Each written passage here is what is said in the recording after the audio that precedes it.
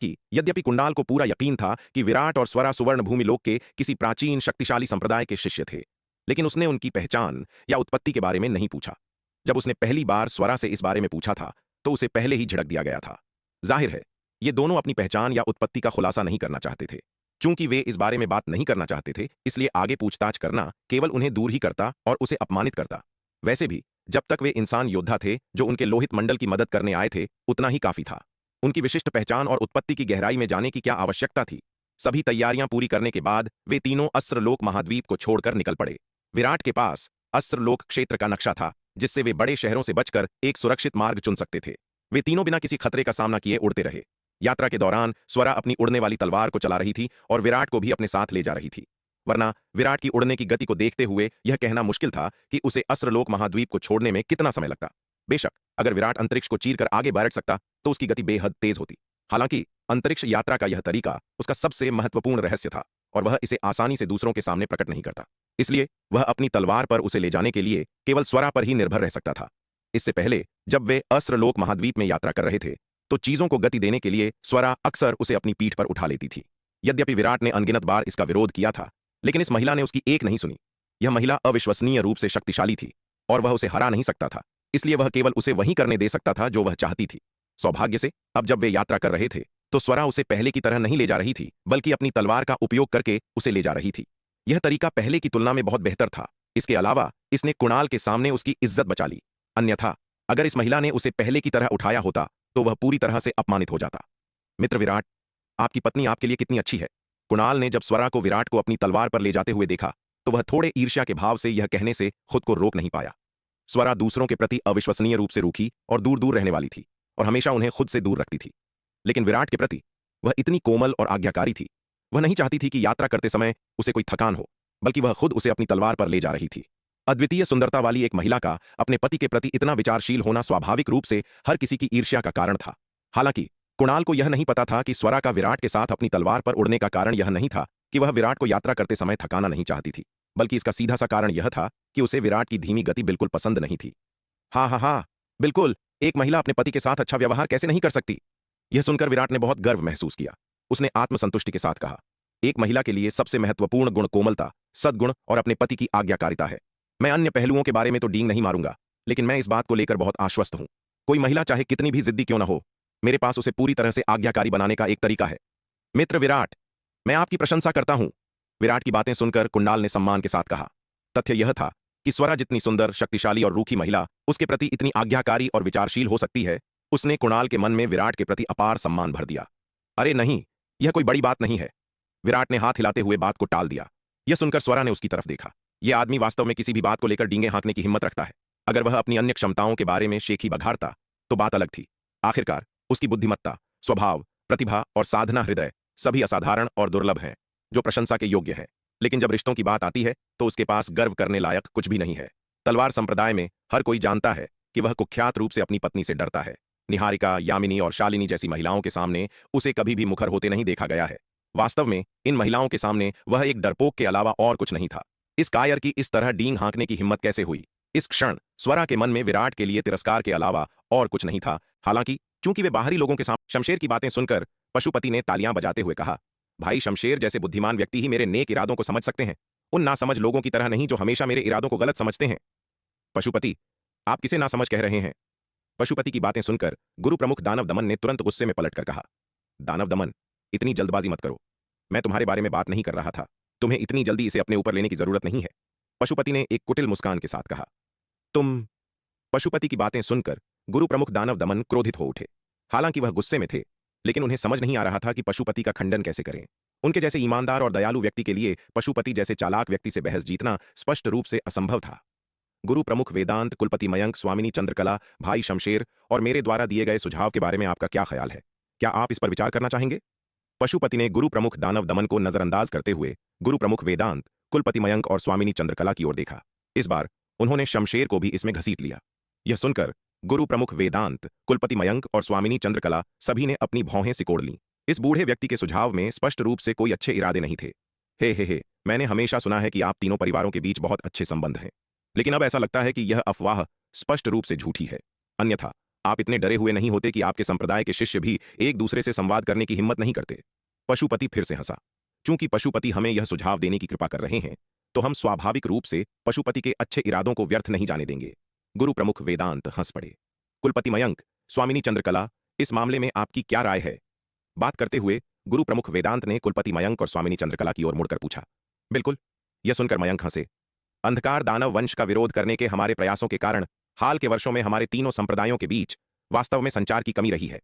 यह एक अच्छा आदान प्रदान करने का एक सही अवसर है। सबसे पहले यह हमारे संबंधों को बढ़ाएगा और दूसरा, हम अंधकार दानव वंश को मारने के अपने अनुभवों का आदान प्रदान कर सकते हैं। क्यों ना इतनी अच्छी बात का फायदा उठाया जाए? इतने शानदार विचार का प्रस्ताव देने के लिए हमें पशुपति को धन्यवाद देना चाहिए। हाँ हाँ हाँ, कुलपति मयंक सही कह रहे हैं। हमें वास्तव में पशुपति को धन्यवाद देने की आवश्यकता है। गुरु प्रमुख वेदांत दिल खोलकर हंसे। मुझे लगता है कि केवल हम तीनों को ही विचारों का आदान प्रदान नहीं करना चाहिए। चूंकि पशुपति ने इसका प्रस्ताव रखा है, तो क्यों न पशुपालन संप्रदाय भी इसमें शामिल हो जाए?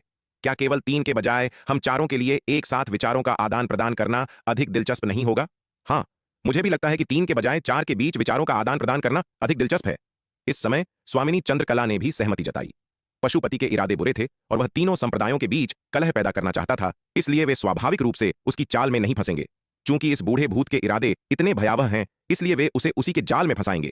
गुरु प्रमुख वेदांत, मयंक और स्वामिनी चंद्रकला की बातें सुनकर पशुपति का चेहरा सख्त हो गया। शुरुआत में इस प्रस्ताव को रखने का उनका उद्देश्य वास्तव में अमर खड्ग संप्रदाय, श्रवण वर्षा विद्यापीठ और रहस्यमयी कन्या महल के बीच कलह पैदा करना था। ये तीनों संप्रदाय अंततः उनके प्रस्ताव पर सहमत हों या न हो, यह उनके रिश्ते को प्रभावित करेगा। यदि गुरु प्रमुख वेदांत, मयंक और स्वामिनी चंद्रकला ने उनके प्रस्ताव को अस्वीकार कर दिया, तो यह उनके द्वारा अभी कही गई बात की पुष्टि करेगा। तीनों संप्रदायों के बीच संबंध उतने अच्छे नहीं थे जितनी अफवाह थी। इससे अनिवार्य रूप से इन 3 संप्रदायों के शिष्यों के बीच संदेह और मनमुटाव पैदा होगा, जिससे संघर्ष होगा। यदि उन्होंने उनके प्रस्ताव को स्वीकार कर लिया और वास्तव में एक प्रतियोगिता आयोजित की, तो भी ऐसा ही परिणाम अपरिहार्य था। आखिरकार संप्रदायों के बीच प्रतियोगिताओं में शिष्य अनिवार्य रूप से प्रतिस्पर्धी भावना से प्रेरित होंगे। भले ही गुरु प्रमुख वेदांत, मयंक और स्वामिनी चंद्रकला इसे नियंत्रित करना चाहें, वे बस इसे रोक नहीं सकते थे। एक प्रतियोगिता के बाद विजेता बहुत खुश होगा, लेकिन हारने वाला अनिवार्य रूप से असंतुष्ट होगा। इससे भी तीनों गुटों के बीच संघर्ष और मनमुटाव पैदा होगा। गुरु प्रमुख वेदांत, मयंक और स्वामिनी चंद्रकला चाहे कुछ भी कर लें, वे अंततः उनके जाल में फंसी जाएंगे। इसलिए उनकी योजना निर्विवाद रूप से कपटी और निर्मम थी। हालांकि उन्हें जिसकी उम्मीद नहीं थी, वह यह था कि यद्यपि गुरु प्रमुख वेदांत ने उनके प्रस्ताव को स्वीकार कर लिया, लेकिन वह उनके पशुपालन संप्रदाय को भी इस झमेले में घसीटना चाहते थे। गुरु प्रमुख वेदांत के इस कदम ने उन्हें पूरी तरह से चौंका दिया। इस समय पशुपति का चेहरा बदसूरत हो गया। मुझे भी लगता है कि भाई गुरु प्रमुख वेदांत का प्रस्ताव बहुत बढ़िया है। पशुपति, आपका क्या ख्याल है? मयंक ने पशुपति की ओर देखा और मुस्कुराते हुए कहा। पशुपति, आपने अभी तक कोई जवाब नहीं दिया है। क्या ऐसा हो सकता है कि आप डर रहे हो? मैं किससे डर रहा हूं? आप कैसे प्रतिस्पर्धा करना चाहते हैं? आप नियम बना सकते हैं और हमारा पशुपालन संप्रदाय अंत तक आपका साथ देगा। यह सुनकर पशुपति ने ठंडी सांस ली। सुझाव उनका था, और यदि वह स्वयं अंततः इस तरह की विनिमय प्रतियोगिता में भाग लेने की हिम्मत नहीं करते, तो क्या इससे ऐसा नहीं लगता कि प्रारंभिक प्रस्ताव देने में उनके मन में कोई गुप्त उद्देश्य और अपराधबोध था? इसलिए भले ही वह जानते थे कि ऐसी विनिमय प्रतियोगिता में पशुपालन संप्रदाय की भागीदारी से अच्छे परिणाम नहीं मिलेंगे, वह अब एक कठिन स्थिति में थे और उनके पास सहमत होने के अलावा कोई विकल्प नहीं था, चाहे वह कितने भी अनिच्छुक क्यों न हो। अन्यथा पशुपति और पशुपालन संप्रदाय दक्षिणी स्वर्गमंडल में फिर कभी सिर उठाकर नहीं चल पाएंगे और अनिवार्य रूप से दक्षिणी स्वर्गमंडल के सभी संप्रदायों द्वारा उनका उपहास और तिरस्कार किया जाएगा। यह एक ऐसा परिणाम था जिसे पशुपति बिल्कुल भी स्वीकार नहीं कर सकते थे। बहुत अच्छा, पशुपति वास्तव में स्पष्टवादी हैं। यह सुनकर गुरु प्रमुख वेदांत ने तुरंत खुशी से तालियां बजाईं और कहा, चूंकि ऐसा है तो यह मामला तय हो गया है। हमारे चारों परिवारों में से प्रत्येक 6 महीने में उचित आदान प्रदान के लिए 30 लोगों का चयन करेगा। स्थान के लिए हम अपना अमर खड्ग संप्रदाय चुनते हैं। उस समय मैं व्यक्तिगत रूप से इसकी देखरेख करने के लिए अमर खड्ग संप्रदाय में वापस आऊंगा। गुरु प्रमुख वेदांत के व्यक्तिगत रूप से देखरेख करने से स्वाभाविक रूप से कोई गलती नहीं होगी। मयंक हंसे। तो फिर 6 महीने में अमर खड्ग संप्रदाय में मिलते हैं, स्वामिनी चंद्रकला ने मुस्कुराते हुए कहा। उस समय मैं व्यक्तिगत रूप से आदान प्रदान के लिए पशुपालन संप्रदाय के शिष्यों को अमर खड्ग संप्रदाय ले जाऊंगा, पशुपति ने ठंडे स्वर में कहा। बात करते हुए वह अचानक श्वेत वस्त्रधारी विराट की ओर मुड़े और एक भयावह स्वर में मयंक से कहा, कुलपति मयंक, युवा मित्र वनवीर जैसे अद्वितीय प्रतिभा वाले व्यक्ति को इस आदान प्रदान से अनुपस्थित नहीं होना चाहिए, है ना? हालांकि विराट की प्रतिभा मजबूत है, लेकिन उसकी साधना केवल नवम विपत्ति लोक में है। यह आदान प्रदान मुख्य रूप से अमर लोक के शिष्यों के लिए है, इसलिए विराट को भाग लेने की कोई आवश्यकता नहीं है। मयंक ने कहा, हे, नवम विपत्ति लोक में प्रवेश करना और 95 आकाशीय बिजलियों का सामना करना, ऐसी प्रतिभा दक्षिणी स्वर्ग मंडल में अभूतपूर्व है। कुलपति मयंक, युवा मित्र वनवीर कोई साधारण नवम विपत्ति लोक के योद्धा नहीं है। उन्हें इस आदान प्रदान में भाग लेने देने से हम बूढ़े दिग्गजों को एक अद्वितीय प्रतिभा की वास्तविक शैली देखने का मौका मिलेगा, जिसने 95 आकाशीय बिजलियों को पार किया है। पशुपति अजीब तरह से हंसे। वनवीर ने अभी अभी नवम विपत्ति लोक में प्रवेश किया है। उसे अभी भी अपने लोक को स्थिर करने के लिए समय निकालने की आवश्यकता है। यह पशुपति को निराश कर सकता है। यह सुनकर मयंक ने बिना किसी हिचकिचाहट के इनकार कर दिया। पशुपति का सुझाव दुर्भावनापूर्ण था। वनवीर को प्रतियोगिता में शामिल करने से अनिवार्य रूप से उनके लिए बहुत बड़ा जोखिम पैदा हो जाएगा। हालांकि वनवीर की प्रतिभा दक्षिणी स्वर्ग मंडल में अद्वितीय थी, लेकिन उनका वर्तमान साधना स्तर अभी भी बहुत कम था। एक अद्वितीय प्रतिभा वास्तव में परिपक्व होने से पहले केवल एक प्रतिभा होती है, न कि दुनिया को हिला देने वाली कोई बड़ी ताकत। एक अद्वितीय प्रतिभा को मारने का सबसे अच्छा तरीका उनके परिपक्व होने से पहले है। एक बार जब ऐसी प्रतिभा सफलतापूर्वक विकसित हो जाती है तो उन्हें बाद में मारना लगभग असंभव हो जाता है। मयंक इस बात को पूरी तरह से समझते थे, इसलिए चाहे किसी और को जोखिम क्यों ना उठाना पड़े, भले ही वह खुद क्यों ना हो, वह वनवीर को बिल्कुल भी जोखिम नहीं लेने देंगे। वनवीर ने न केवल श्रवण वर्षा विद्यापीठ की आशा का प्रतिनिधित्व किया, बल्कि पूरे दक्षिणी स्वर्ग मंडल की भविष्य की आशा का भी प्रतिनिधित्व किया। हे कुलपति मयंक, इतने सतर्क, क्या ऐसा हो सकता है कि आपको गुरु प्रमुख वेदांत पर भरोसा नहीं है? मयंक की बातें सुनकर पशुपति ने फिर से अजीब कर्कश हंसी का एक दौर छोड़ दिया। यह सुनकर मयंक का चेहरा बेहद बदसूरत हो गया। यह बूढ़ा कुत्ता, इसने कभी भी कलह बोने का कोई मौका नहीं छोड़ा। वह वास्तव में चाहते थे कि वह इस विश्वासघाती बूढ़े कुत्ते को थप्पड़ मारकर मार डालें। कुलपति, चूंकि पशुपति इस आदान प्रदान में मेरी भागीदारी की इतनी इच्छा रखते हैं, तो मैं भाग लूंगा ताकि उन्हें निराश न करूं। इस समय श्वेत वस्त्रधारी विराट ने मुस्कुराते हुए कहा, वनवीर, तुम मयंक मना करना चाहते थे। कुलपति, मुझे आप पर भरोसा है और मुझे गुरु प्रमुख वेदांत पर भी भरोसा है। श्वेत वस्त्रधारी विराट ने मयंक की ओर देखा और मुस्कुराया। वृद्ध मयंक, जब युवा मित्र वनवीर ने ऐसा कहा है तो उसे भी भाग लेने दें। इस समय गुरु प्रमुख वेदांत ने मयंक के कंधे थपथपाए और हंसे। लोगों को यह कहने का मौका न दें कि आप, वृद्ध मयंक, तुच्छ हैं। वृद्ध वेदांत, चूंकि आपने ऐसा कहा है तो वनवीर की सुरक्षा आपके हाथों में है। अगर अमर खड्ग संप्रदाय में उसका एक बाल भी बांका हुआ तो मैं आपको बिल्कुल नहीं छोड़ूंगा। गुरु प्रमुख वेदांत की बातें सुनकर मयंक चिढ़कर कहे बिना नहीं रह सके। यहां तक कि जब वनवीर ने स्वयं और वृद्ध वेदांत ने ऐसा कहा था तो वह क्या कर सकते थे? अगर उन्होंने फिर से इनकार कर दिया तो वास्तव में ऐसा लगेगा जैसे उन्हें गुरु प्रमुख वेदांत पर भरोसा नहीं है। इसके अलावा हालांकि वनवीर तन्वी का साधना साथी था, लेकिन वनवीर उनका शिष्य नहीं था। वास्तव में कड़ाई से कहा जाए तो वनवीर को श्रवण वर्षा विद्यापीठ का शिष्य भी नहीं माना जाता था। उसे केवल श्रवण वर्षा विद्यापीठ का आधा सदस्य माना जा सकता था।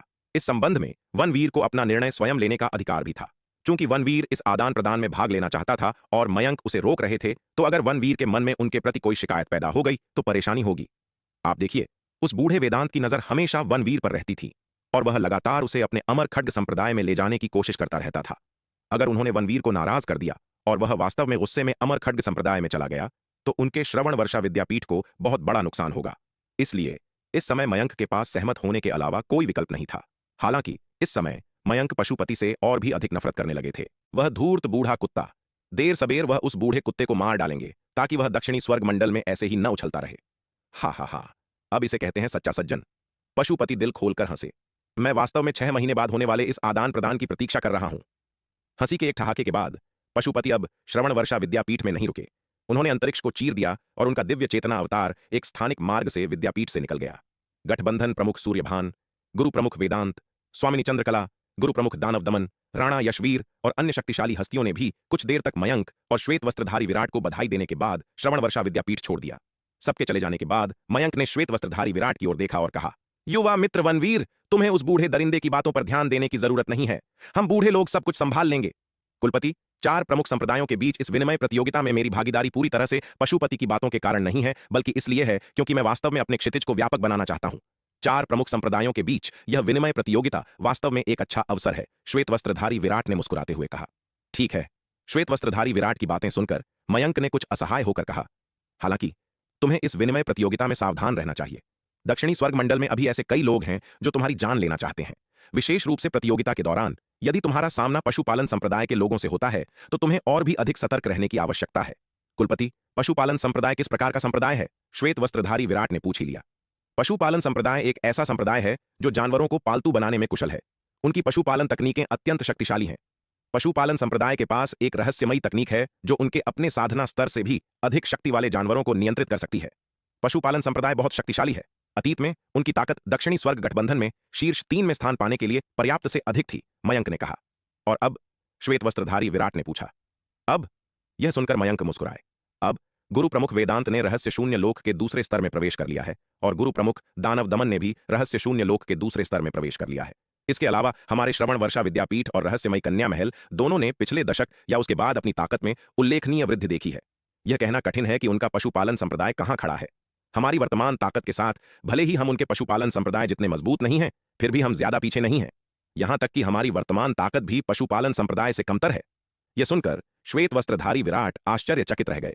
हालांकि अंधकार दानव वंश के खिलाफ लड़ाई में श्रवण वर्षा विद्यापीठ को भारी नुकसान उठाना पड़ा था, लेकिन मयंक की ताकत काफी बढ़ गई थी और शमशेर ने भी रहस्य शून्य लोक में प्रवेश कर लिया था। उनके द्वारा प्रदान की गई गोलियों के कारण श्रवण वर्षा विद्यापीठ के कई शिष्यों ने भी अपनी ताकत में महत्वपूर्ण सुधार देखा था। हालांकि श्रवण वर्षा विद्यापीठ में पहले जितने योद्धा नहीं थे, लेकिन इसकी समग्र ताकत में काफी वृद्धि हुई थी। लेकिन मयंक ने वास्तव में कहा कि वर्तमान श्रवण वर्षा विद्यापीठ भी पशुपालन संप्रदाय से अधिक मजबूत होने का दावा करने की हिम्मत नहीं करता है। कोई केवल कल्पना ही कर सकता है कि पशुपालन संप्रदाय कितना मजबूत है। पशुपालन संप्रदाय के इतना शक्तिशाली होने के दो कारण हैं। पहला, उनकी अपनी ताकत वास्तव में दुर्जेय है। दूसरा, इन वर्षों में पशुपालन संप्रदाय गुप्त रूप से अंधकार दानव वंश के साथ मिला हुआ है। जब अंधकार दानव वंश ने दक्षिणी स्वर्ग मंडल पर हमला किया तो उन्होंने वास्तव में पशुपालन संप्रदाय द्वारा संरक्षित क्षेत्रों पर हमला नहीं किया। यहां तक कि जब उन्होंने हमला किया भी तो वह केवल शक्ति का प्रदर्शन था। अंधकार दानव वंश के साथ लड़ाई के कई वर्षों में हमारे श्रवण वर्षा विद्यापीठ के साथ साथ अमर खड्ग संप्रदाय, रहस्यमयी कन्या महल, दानव दमन संप्रदाय और शस्त्र निर्माण भवन जैसे संप्रदायों को अविश्वसनीय रूप से भारी नुकसान उठाना पड़ा है, लेकिन पशुपालन संप्रदाय को ज्यादा नुकसान नहीं हुआ है। यह एक कारण है कि पशुपालन संप्रदाय इतना शक्तिशाली है, मयंक ने कहा। मयंक की बातें सुनकर श्वेत वस्त्रधारी विराट चुप हो गए। इतिहास में विदेशी आक्रमण का सामना करते समय आत्मसमर्पण की वकालत करने वाले गुट की मानव जाति में कभी कमी नहीं रही। यदि इन भ्रष्ट तत्वों ने आंतरिक कलह पैदा नहीं की होती और मानव जाति की ताकत को विभाजित नहीं किया होता तो बाहरी दुश्मनों का विरोध करने में मानवता को जो कीमत चुकानी पड़ती वह कहीं कम होती। कभी कभी इन आत्मसमर्पण गुटों द्वारा मानवता के लिए पैदा किया गया नुकसान अंधकार दानव जैसे बाहरी दुश्मनों से कहीं अधिक था। दुर्भाग्य से मानव जाति अक्सर इन आत्मसमर्पण गुटों के सामने असहाय थी। इसका कारण यह था कि उनकी ताकत कम नहीं थी। यदि मानवता उन्हें खत्म करना चाहती तो उसे अनिवार्य रूप से एक भारी कीमत चुकानी पड़ती। बाहरी दुनिया पर नजर रखने वाले शक्तिशाली दुश्मनों के साथ यदि आंतरिक कलह के कारण मानव जाति को भारी नुकसान उठाना पड़ा तो विदेशी आक्रमण का विरोध करने में वह और भी अधिक शक्तिहीन होगी। यही कारण है कि मानव जाति का युद्ध समर्थक गुट आत्मसमर्पण गुट से गहरी नाराजगी जताते हुए भी केवल उन्हें चुपचाप सहन कर सकता था, जब तक कि एक दिन मानवता पूरी तरह से आक्रमणकारी दुश्मनों को हरा नहीं देती और कोई बाहरी खतरे नहीं होते, तब इन बदमाशों से निपटने और मानवता के भीतर परजीवी इन घातक ट्यूमर को मिटाने के लिए संसाधन उपलब्ध होंगे। युवा मित्र वनवीर, तुम्हें इन बातों के बारे में बहुत अधिक सोचने की आवश्यकता नहीं है, मयंक ने श्वेत वस्त्रधारी विराट की ओर मुस्कुराते हुए कहा। ये समस्याएं हम बूढ़े लोगों को हल करनी है। तुम्हें अभी उनके बारे में चिंता करने की जरूरत नहीं है। अभी तुम्हारे लिए सबसे महत्वपूर्ण काम लगन से साधना करना है। जब तुम एक दिन रहस्य शून्य लोक में प्रवेश कर लोगे तो बहुत सी समस्याएं अब समस्याएं नहीं रहेंगी। वनवीर की प्रतिभा के साथ एक बार जब वह रहस्य शून्य लोक में प्रवेश कर लेगा तो वह पूरे दक्षिणी स्वर्ग मंडल और यहां तक कि तिमिर मंडल में भी अजेय होगा। उस समय वह सब कुछ पूरी तरह से साफ कर सकता है। कोई भी उसे नहीं रोक सकता। तन्वी, तुम्हें युवा मित्र वनवीर का अच्छे से ख्याल रखना चाहिए और उसे चोट नहीं पहुंचने देनी चाहिए। मयंक ने फिर अपने बगल में खड़ी तन्वी की ओर मुड़कर उसे निर्देश दिया। हाँ गुरुदेव, यह शिष्या आपकी शिक्षाओं का पालन करेगी, तन्वी ने तुरंत उत्तर दिया। विराट उसका साधना साथी था और मयंक के निर्देशों के बिना भी वह उसे कोई नुकसान नहीं पहुंचने देती। विराट को नुकसान पहुंचाने के लिए किसी को पहले उसे मारना होगा। दोनों को अपने निर्देश देने के बाद मयंक ने एक स्थानिक मार्ग खोला और उनका दिव्य चेतना अवतार श्रवण वर्षा विद्यापीठ से निकल गया। स्वामी, आप अभी बहुत आवेगपूर्ण थे। आप पशुपति के अनुरोध पर सहमत क्यों हुए? मयंक के चले जाने के बाद तन्वी ने श्वेत वस्त्रधारी विराट की ओर देखा और शिकायत करते हुए कहा। उसे विश्वास नहीं हो रहा था कि विराट अपनी बुद्धि से पशुपति के दुर्भावनापूर्ण इरादों को नहीं समझ पाया, लेकिन यह जानते हुए भी विराट फिर भी इसमें फंस गया और अपनी जान जोखिम में डाल दी, जिससे वह बहुत असंतुष्ट थी।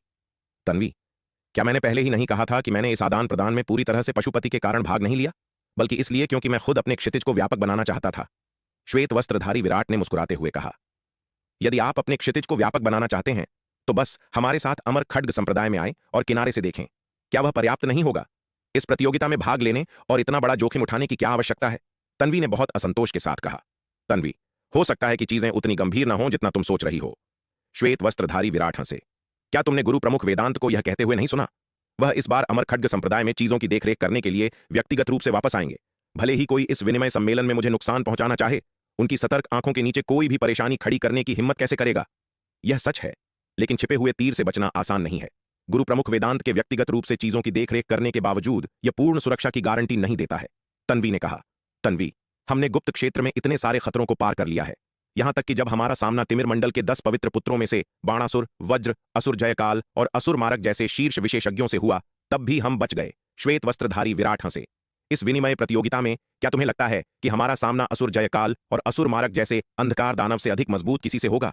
भले ही पशुपति व्यक्तिगत रूप से अपने लोगों को अमर खड्ग संप्रदाय में ले आए, क्या वह वास्तव में गुरु प्रमुख वेदांत के सामने मुझ पर हमला करने की हिम्मत करेगा? मैं आपसे बहस नहीं कर सकती, आपको बस दिखावा करना पसंद है। तन्वी मुड़ गई, मुंह फुलाए हुए। ठीक है तन्वी, मैं सावधान रहूंगा। उसे इस तरह देखकर श्वेत वस्त्रधारी विराट आगे बढ़ा और उसके कोमल शरीर को गले लगा लिया, उसे धीरे से मनाते हुए।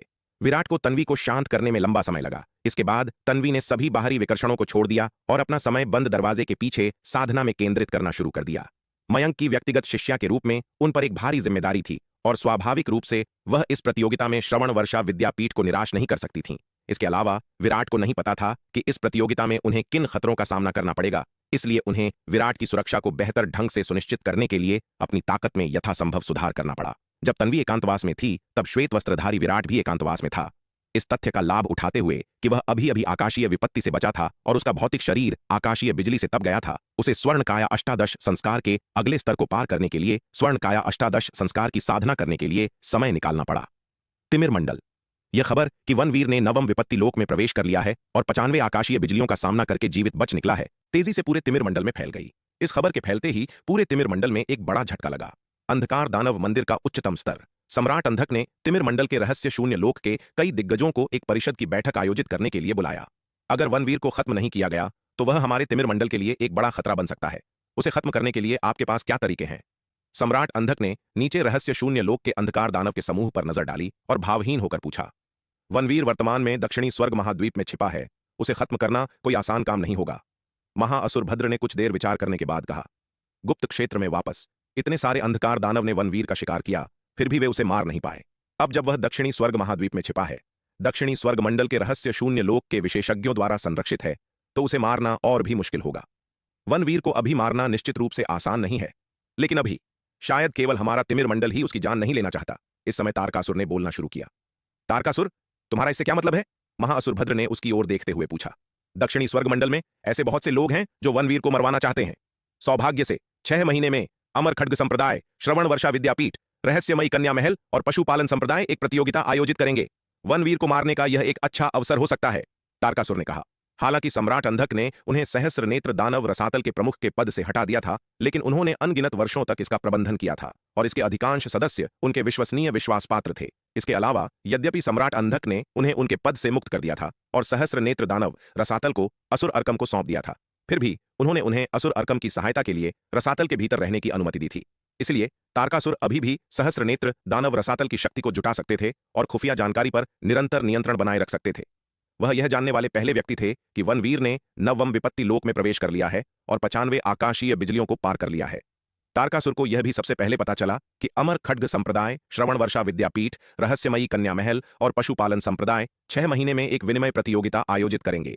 वह सम्राट अंधक के पिछले डिमोशन से नाराज थे और हमेशा अपनी पिछली गलतियों का प्रायश्चित करने और अपनी क्षमताओं को फिर से साबित करने के अवसर की तलाश में थे। अब यह एक उत्तम अवसर था। तारकासुर, क्या तुम्हारे पास वनवीर को खत्म करने की कोई योजना है? सम्राट अंधक ने तारकासुर की ओर देखते हुए पूछा। मंडल के स्वामी, पशुपालन संप्रदाय और हमारे अंधकार दानव वंश के बीच हमेशा से लेन देन रहा है। जब तक हम पशुपति को पर्याप्त लाभ देते हैं, मुझे लगता है कि वे स्वाभाविक रूप से इस मामले में हमारी मदद करेंगे। आखिरकार पशुपति के गुरु प्रमुख वेदांत, कुलपति मयंक, स्वामिनी चंद्रकला और अन्य लोगों के साथ अच्छे संबंध नहीं हैं। मुझे लगता है कि वे नहीं चाहेंगे कि वनवीर जैसी अद्वितीय प्रतिभा श्रवण वर्षा विद्यापीठ में दिखाई दे। इसके अलावा हमारे सहस्र नेत्र दानव रसातल के पास भी श्रवण वर्षा विद्यापीठ और अमर खड्ग संप्रदाय के भीतर हमारे कई लोग हैं। जब तक हम ठीक से काम करते हैं, तब भी हमारे पास इस विनिमय सम्मेलन में वनवीर को मारने के कई अवसर हैं, तारकासुर ने कहा। बहुत अच्छा।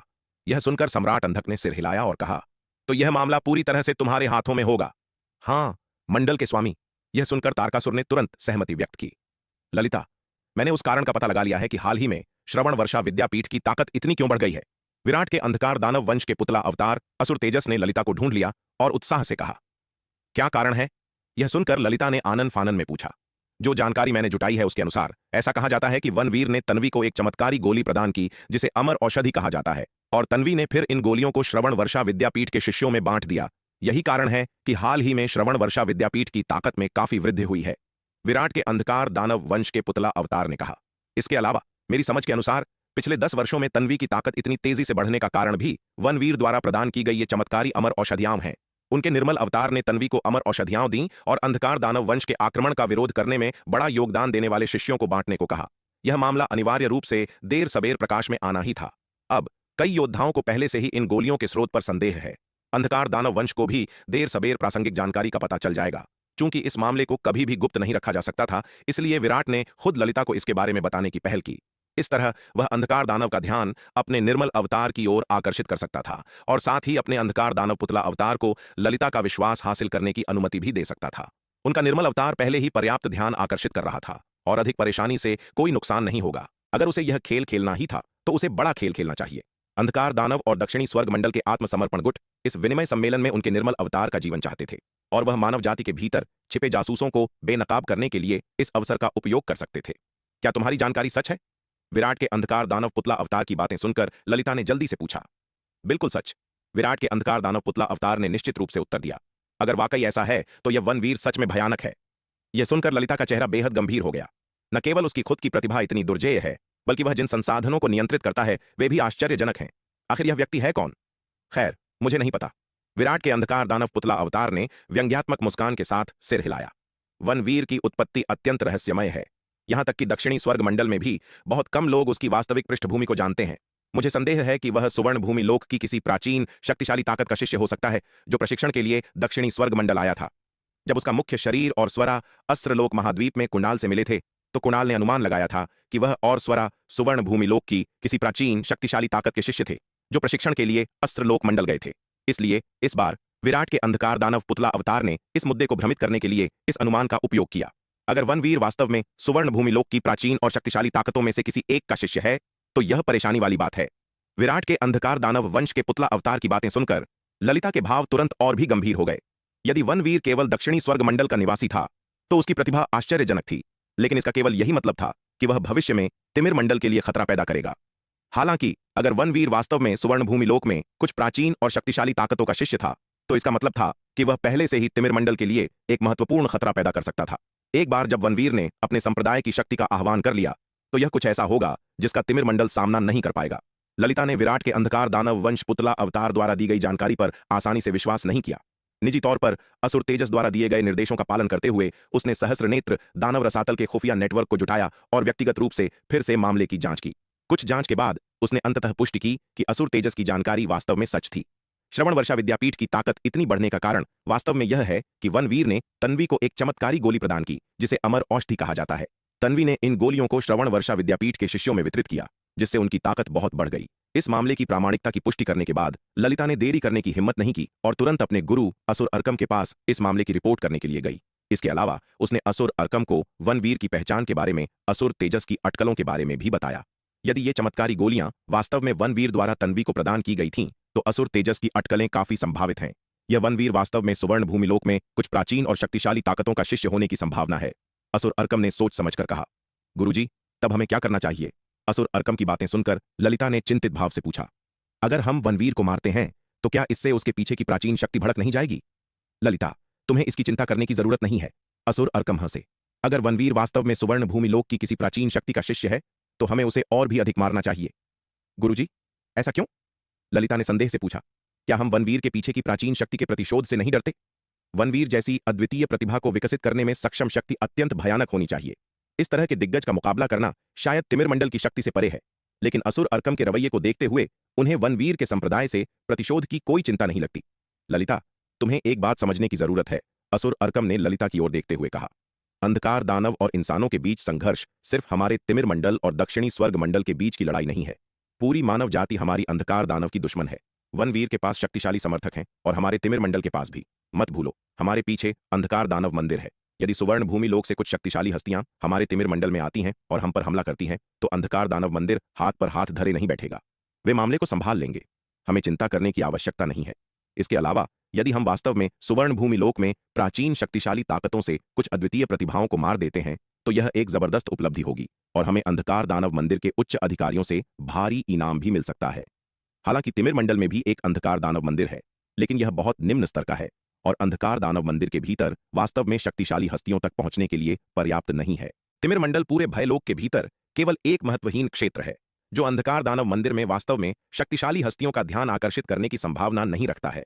हालांकि अगर तिमिर मंडल सुवर्ण भूमि लोक की प्राचीन और शक्तिशाली ताकतों में से कुछ अद्वितीय प्रतिभाओं को मार देता है, तो यह अपार उपलब्धि निस्संदेह अंधकार दानव मंदिर में वास्तव में शक्तिशाली हस्तियों का ध्यान आकर्षित करने के लिए पर्याप्त होगी।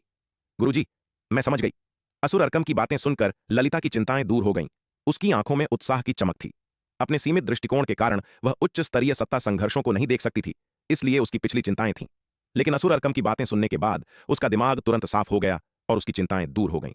अब वह इस अपार योग्यता को प्राप्त करने के लिए हर कीमत पर केवल वनवीर को मारना चाहती थी।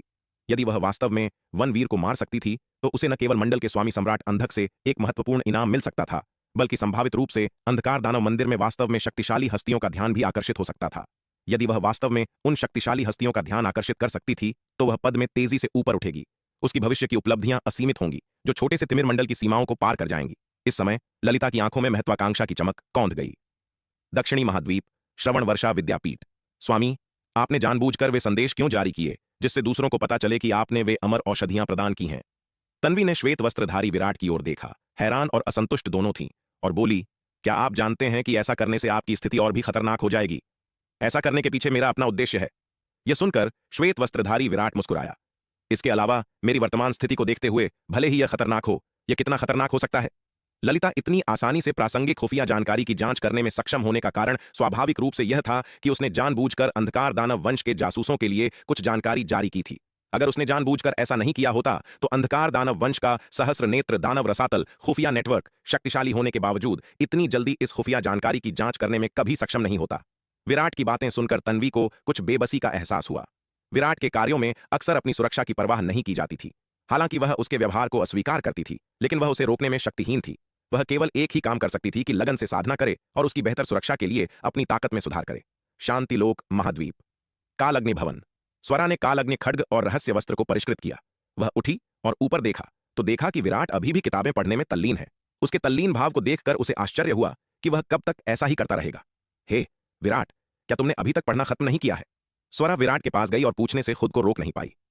वरिष्ठ, इनमें से कई किताबें बहुत कीमती हैं। मुझे लगता है कि इन्हें पढ़कर मुझे बहुत फायदा हुआ है। विराट ने मुस्कुराते हुए उत्तर दिया। ठीक है, ठीक है। अगर तुम्हें पढ़ना पसंद है तो इन सभी किताबों को दूर रख दो। इस तरह तुम जब चाहो इन्हें निकालकर पढ़ सकते हो, स्वरा ने अपना हाथ हिलाते हुए कहा। हाँ, वरिष्ठ सही कह रहे हैं, विराट मुस्कुराया। फिर वह हॉल में मौजूद सभी किताबों को अपने स्थानिक जादुई खजाने में इकट्ठा करने लगा। किताबों के इतने बड़े संग्रह से तलवार संप्रदाय का शास्त्र भंडार बहुत समृद्ध हो सकता है। हालांकि तलवार संप्रदाय के शास्त्र भंडार में पहले से ही अनगिनत किताबें थीं, लेकिन वे किताबें सभी उसे उन संप्रदायों से मिली थीं जो बहुत मजबूत नहीं थे। उस समय उसके और तलवार संप्रदाय के लिए वे किताबें बहुत उपयोगी थीं, लेकिन जैसे जैसे उसकी और तलवार संप्रदाय की ताकत बढ़ी, वे किताबें अब पर्याप्त नहीं थीं। वर्तमान तलवार संप्रदाय को कुछ उच्च स्तरीय पुस्तकों की सख्त आवश्यकता थी, और इस हॉल की किताबें तलवार संप्रदाय की जरूरतों को पूरा कर सकती थीं। इस मुख्य हॉल में संग्रहित सभी किताबें अत्यंत उच्च गुणवत्ता की थीं, जो श्रवण वर्षा विद्यापीठ के शास्त्र भंडार के संग्रह को भी पीछे छोड़ती थीं। हॉल में सभी किताबों को इकट्ठा करने के बाद विराट और स्वरा वहां से निकल गए और दाईं ओर तीसरे कांस्य द्वार पर गए। एक साथ काम करते हुए उन्होंने जल्दी से कांस्य द्वार खोल दिया। जैसे ही दरवाजा खुला, उसके पीछे से एक समृद्ध औषधीय सुगंध फैल गई। दोनों कांस्य द्वार के पीछे मुख्य हॉल में पहुंचे और पाया कि यह विभिन्न गोलियों और उच्च श्रेणी की आध्यात्मिक जड़ी बूटियों की एक विशाल मात्रा से भरा हुआ था। यह पता चला कि यह हॉल वास्तव में एक गोली बनाने वाला कक्ष था। हॉल में गोलियों के बीच रहस्य शून्य लोक स्तर की कुछ गोलियां भी थीं। उच्च श्रेणी की गोलियों की इतनी बड़ी मात्रा किसी भी अन्य योद्धा के लिए भाग्य का एक बहुत बड़ा प्रहार होगी। हालांकि विराट और स्वरा को हॉल में कई उच्च श्रेणी की गोलियां देखकर विशेष रूप से उत्साह महसूस नहीं हुआ। प्राचीन महाद्वीप के अद्भुत संसाधनों के अपार लाभों का अनुभव करने के बाद उन्हें अन्य गोलियों में कोई दिलचस्पी नहीं थी। यह हॉल में उच्च श्रेणी की आध्यात्मिक जड़ी बूटियां थीं, जिन्होंने वास्तव में विराट की रुचि को जगाया। यदि ये उच्च श्रेणी की आध्यात्मिक जड़ी बूटियां जुबैदा को दी जाए तो वह निश्चित रूप से प्रसन्न होगी। विराट, अगर ये गोलियां दक्षिणी स्वर्ग महाद्वीप में बेची जाती तो इनकी निश्चित रूप से एक बड़ी कीमत मिल सकती थी। स्वरा ने एक लौकी उठाई, उसका ढक्कन खोला और अंदर मौजूद रहस्य शून्य लोक स्तर की गोलियों को देखा। बोलते समय उसकी आंखें चमक रही थीं। एक अर्धचरण रहस्य शून्य लोक विशेषज्ञ के लिए रहस्य शून्य लोक स्तर की गोलियां प्राप्त करना और साधना के लिए उनका उपयोग करने के बजाय तुरंत उन्हें बेचने के बारे में सोचना निस्संदेह बेतुका है। स्वरा की बातों से अमरलोक का कोई भी योद्धा या यहां तक कि रहस्य शून्य लोक का कोई विशेषज्ञ भी पूरी तरह चकित रह जाएगा। दक्षिणी स्वर्ग मंडल में रहस्य शून्य लोक स्तर की गोलियां अत्यंत दुर्लभ हैं। दक्षिणी स्वर्ग मंडल में रहस्य शून्य लोक स्तर की गोलियां बनाने में सक्षम कुछ ही वैद्य हैं। इसके अलावा रहस्य शून्य लोक स्तर की गोलियां बनाने में सक्षम उन वैद्यों के लिए भी एक ही बैच को सफलतापूर्वक बनाना अविश्वसनीय रूप से कठिन है। रहस्य शून्य लोक स्तर की गोलियों को परिष्कृत करने के लिए न केवल दुर्लभ उच्च श्रेणी की आध्यात्मिक जड़ी बूटियों की आवश्यकता होती है, बल्कि वैद्य के अग्नि नियंत्रण कौशल, गर्मी की महारत और औषधीय गुणों के संलयन के लिए अत्यंत उच्च मानकों की भी आवश्यकता होती है। जरा सी चूक भी विफलता का कारण बन सकती है। इसलिए दक्षिणी स्वर्ग मंडल में हर रहस्य शून्य लोक स्तर की गोली अविश्वसनीय रूप से मूल्यवान है। शायद ही कोई रहस्य शून्य लोक स्तर की गोली किसी और को बेचने को तैयार होगा। पूरे दक्षिणीय स्वर्ग मंडल में यह अनुमान लगाया जाता है कि केवल स्वरा के पास ही ऐसा विचार होगा। यदि यह अतीत की स्वरा होती तो स्वाभाविक रूप से वह पैसे के लिए ऐसी दुर्लभ गोलियां बेचने पर विचार नहीं करती। आखिर प्रतिष्ठित अमर खड्ग स्वरा संभवतः ऐसे मात्र धन का लालच कैसे कर सकती थी? दुर्भाग्य से विराट का अनुसरण करने के बाद से स्वरा पूरी तरह से पैसे के लालच में बदल गई है। जब भी उसका सामना किसी मूल्यवान चीज से होता है तो उसका पहला विचार यही होता है कि इसे कितने में बेचा जा सकता है। विराट से जुड़ने के बाद से स्वरा धन की अपार शक्ति को गहराई से समझ चुकी है। केवल पर्याप्त धन से ही वह विराट से उन अविश्वसनीय रूप से अद्भुत साधना संसाधनों को प्राप्त कर सकती है, और उन अद्भुत संसाधनों के पर्याप्त होने पर उसे अपनी साधना के बारे में चिंता करने की आवश्यकता नहीं होगी। उन अद्भुत संसाधनों की मदद से उसकी साधना में वस्तुतः कोई बाधा नहीं आएगी। लोगों को पार करना लगभग एक स्वाभाविक प्रगति होगी। इसलिए स्वरा अब पैसे कमाने को लेकर बेहद उत्साहित है। हालांकि ये गोलियां उच्च गुणवत्ता की हैं, स्वरा का अपनी साधना के लिए इनका उपयोग करने का कोई इरादा नहीं है। उसके विचार में चाहे इन गोलियों के प्रभाव कितने भी अद्भुत क्यों न हो, वे विराट द्वारा दिए गए अद्भुत संसाधनों की तुलना नहीं कर सकते। उस स्थिति में ये गोलियां आपकी हैं जिन्हें आपको संभालना है। वरिष्ठ, स्वरा की बातें सुनकर विराट ने मुस्कुराते हुए कहा। वह संभवतः ऐसी उच्च स्तरीय गोलियां नहीं बेच सकता था। अपनी सीमित शक्ति के साथ यदि वह रहस्य शून्य लोक स्तर की गोलियां पेश करता तो यह निस्संदेह कई रहस्य शून्य लोक विशेषज्ञों की लालची आंखों को आकर्षित करता। उस स्थिति में यहां तक कि मयंक या यहां तक कि गुरु प्रमुख वेदांत भी उसकी रक्षा करने में सक्षम नहीं हो सकते। वह पैसे के लिए गोलियां नहीं बेच पाएगा, सिर्फ अपनी जान बचाना ही एक चमत्कार होगा। ठीक है, फिर यह मुझ पर छोड़ दो, स्वरा ने विश्वास के साथ अपनी छाती थपथपाते हुए वादा किया। मैं तुम्हें इन गोलियों को बेचने से होने वाली आय का आधा हिस्सा दूंगी। ऐसी उच्च स्तरीय गोलियां बेचना आसान होगा। बिक्री के लिए पेश किए जाने के बाद वे अनिवार्य रूप से रहस्य शून्य लोक के विशेषज्ञों के बीच उन्माद पैदा करेंगे। स्वरा इन गोलियों की बिक्री को लेकर चिंतित नहीं थी। जहां तक इस बात का सवाल है कि क्या उन्हें पेश करने से रहस्य शून्य लोक के विशेषज्ञों की लालची नजरें आकर्षित होंगी, स्वरा ने उस पर विचार भी नहीं किया था। वह उन्हें खुद नहीं बेचने वाली थी। जब तक वह इन गोलियों को वृद्ध वेदांत को देती, वह इस मामले को पूरी तरह से संभाल लेगा। उसने वृद्ध वेदांत के साथ इतनी बार सहयोग किया था कि वह पहले से ही इस प्रक्रिया से बहुत परिचित थी। हालांकि विराट ने कहा कि वह स्वरा को सभी गोलियां सौंप रहा है, फिर भी उसने हर प्रकार की कुछ गोलियां रखीं। उसका खुद इन गोलियों का उपयोग करने का इरादा नहीं था, लेकिन वह इन्हें शोध के लिए जुबैदा को दे सकता था। हालांकि पिछले शास्त्र भंडार में कई उच्च स्तरीय दवा की किताबें थीं, लेकिन अगर जुबैदा के पास संदर्भ के लिए कुछ वास्तविक गोलियां होतीं तो उसे शायद अधिक प्रेरणा मिल सकती थी। इसके अलावा भले ही ये गोलियां जुबैदा के लिए किसी काम की न हो, उसे लगा कि उसे खुश करने के लिए यह इसके लायक है। उन दोनों द्वारा गोली कक्ष में सभी गोलियों को इकट्ठा करने के बाद वे हॉल से निकल गए। विराट, अब हम कहां जा रहे हैं? स्वरा ने विराट से पूछा। हमने मूल रूप से काल अग्नि भवन का पता लगा लिया है, अब वापस जाने का समय है, विराट ने कहा। वे गलियारे के अंत में कांस्य द्वार नहीं खोल सकते थे, इसलिए काल अग्नि भवन में रहना व्यर्थ था। ठीक है, स्वरा ने सहमति में सिर हिलाया। फिर दोनों ने काल अग्नि भवन छोड़ दिया और शांतिलोक महाद्वीप पर स्थापित एक स्थानिक स्थानांतरण व्यूह के माध्यम से तलवार संप्रदाय में लौट आए। तलवार संप्रदाय में वापस आकर स्वरा ने तुरंत अपना संचार टोकन निकाला और गुरु प्रमुख वेदांत से संपर्क किया। छोटी स्वरा, क्या तुम्हें कुछ चाहिए? संचार टोकन के माध्यम से जल्दी ही गुरु प्रमुख वेदांत की आवाज आई। बूढ़े आदमी, मेरे पास एक व्यावसायिक अवसर है, क्या आपको दिलचस्पी है? स्वरा ने सीधे पूछा। क्या व्यवसाय? गुरु प्रमुख वेदांत ने उत्सुकता से पूछा। मैंने हाल ही में कई गोलियां प्राप्त की हैं, जिनमें रहस्य शून्य लोक स्तर की काफी गोलियां शामिल हैं। क्या आप उन्हें चाहते हैं? स्वरा ने पूछा। रहस्य शून्य लोक स्तर की गोलियां? यह सुनकर गुरु प्रमुख वेदांत आश्चर्यचकित रह गए और जल्दी से पूछा। छोटी स्वरा, तुम्हें यह रहस्य शून्य लोक स्तर की गोलियां कहां से मिली? मैं हाल ही में एक बहुत उच्च स्तरीय गुफा के खंडहर में टकरा गई। मुझे न केवल रहस्य शून्य लोक स्तर की ये गोलियां मिली, बल्कि मैंने 2 रहस्य शून्य दिव्य अस्त्र भी प्राप्त किए हैं, स्वरा ने गर्व से कहा। तुम्हें 2 रहस्य शून्य दिव्य अस्त्र भी प्राप्त हुए?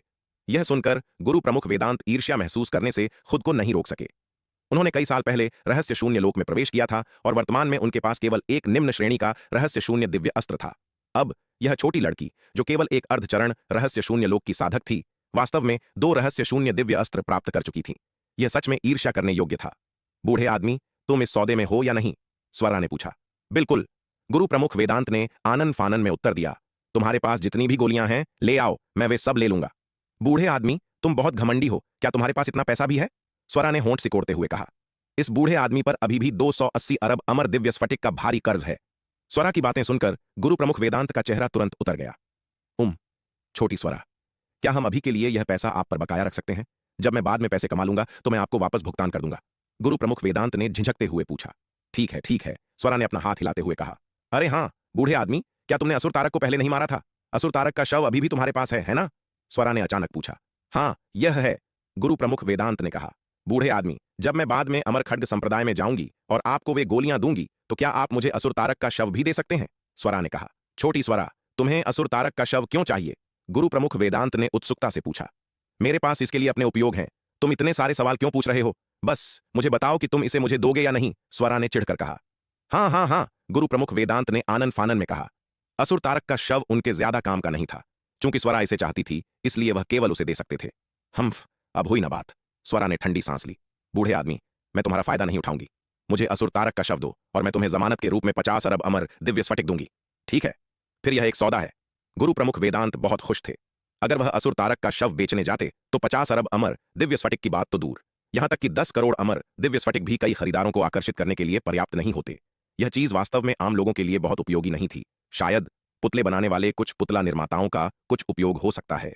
भले ही असुर तारक का शव पुतला निर्माताओं के लिए उपयोगी हो, लेकिन बहुत कम लोग इसे पुतले में परिष्कृत करने की हिम्मत करेंगे। प्रक्रिया की कठिनाई एक कारक था, लेकिन इससे भी महत्वपूर्ण बात यह थी कि बहुत कम लोगों में हिम्मत थी। यदि कोई असुर तारक के शव को एक पुतले में परिष्कृत करने की हिम्मत करता है तो इससे अंधकार दानव वंश का क्रोध भड़कने की संभावना है, जिससे भयंकर शिकार होगा। दक्षिणी स्वर्ग मंडल में बहुत कम लोग ऐसे परिणामों का सामना करने का साहस करते थे। इसलिए जब गुरु प्रमुख वेदांत ने सुना कि स्वरा उनसे असुर तारक का शव खरीदने के लिए 50 अरब अमर दिव्य स्फटिक का भुगतान करने को तैयार है तो वह स्वाभाविक रूप से बहुत खुश हुए। उन पर वर्तमान में स्वरा का भारी कर्ज था और उनके पास ज्यादा कीमती सामान नहीं बचा था। 50 अरब अमर दिव्य स्फटिक, जबकि स्वरा पर उनके 280 अरब अमर दिव्य स्फटिक के विशाल कर्ज की तुलना में समुद्र में एक बूंद के समान है, फिर भी एक छोटी सी राशि थी जिसे वह अपनी वर्तमान दरिद्र स्थिति को देखते हुए कमाना चाहते थे। अरे हाँ, छोटी स्वरा 6 महीने में 4 प्रमुख संप्रदाय, अमर खड्ग संप्रदाय, श्रवण वर्षा विद्यापीठ, रहस्यमयी कन्या महल और पशुपालन संप्रदाय एक विनिमय प्रतियोगिता आयोजित करेंगे। हिमानी से कहो कि अमर खड्ग नगर न जाए बल्कि सीधे दक्षिणी स्वर्ग महाद्वीप में अमर खड्ग संप्रदाय लौट जाए, गुरु प्रमुख वेदांत ने कहा। उन्हें लगा कि उन्हें स्वरा को इसके बारे में बताना चाहिए। आखिरकार स्वरा की शिष्या हिमानी अमर खड्ग संप्रदाय की युवा पीढ़ी के बीच पहले से ही एक महत्वपूर्ण हस्ती थी।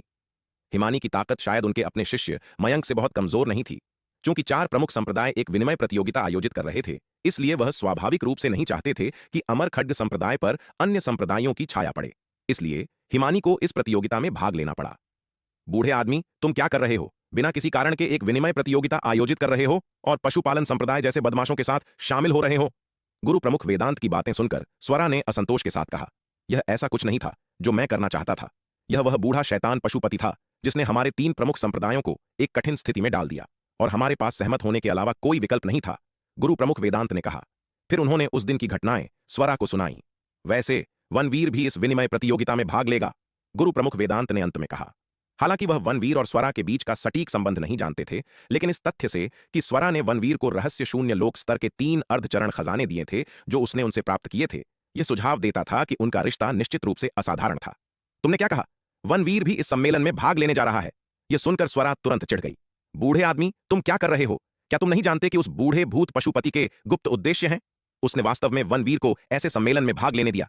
क्या तुम नहीं जानते कि यह वनवीर को बहुत खतरनाक स्थिति में डाल देगा?